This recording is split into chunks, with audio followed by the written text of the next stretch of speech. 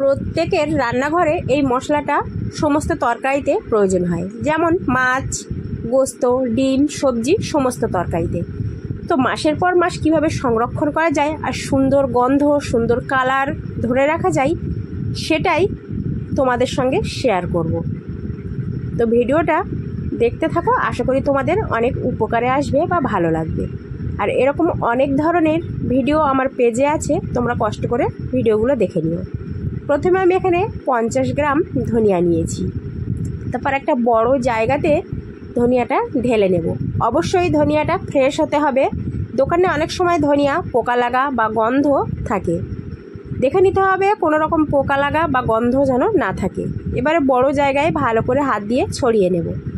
তারপর 2.5-3 ঘন্টা পুরো টানা রোদে এটাকে রেখে দেব।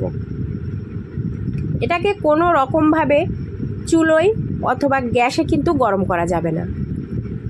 গ্যাসে বা চুলোয় গরম করলে যে ভাজার যে সুন্দর গন্ধটা আসে, কোনো কৌটায় রাখলে বারবার ঢাকনা খুলে মশলা নিয়ে তরকারিতে দিলে প্রথম থেকে শেষ পর্যন্ত কিন্তু সেই ভাজা গন্ধটা থাকে না, চলে যায়।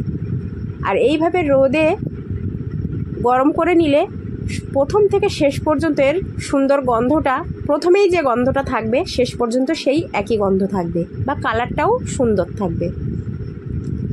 তো এইবারে আমি একটা মিক্সচার জার নিয়ে নিচ্ছি। সমস্ত ধনিয়াগুলো মিক্সচারে দিয়ে ভালোভাবে গুঁড়ো করে নেব।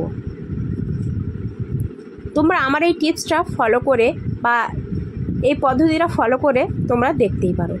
তো কিছুক্ষণ ঘুরিয়ে নেওয়ার পর খুব সুন্দর গুঁড়ো হয়ে গেছে। তোমাদের একটু দেখিয়ে দিই, দেখো কত সুন্দর গুঁড়ো হয়েছে। বারবার বলছি, একদম চুলোয় বা গ্যাসে গরম করবে না, এইভাবে রোদে নিলে খুব সুন্দর হয়। এবারে আগে থেকে একটা কাঁচের কৌটো আমি ধুয়ে পরিষ্কার করে রোদে শুকিয়ে রেখেছিলাম।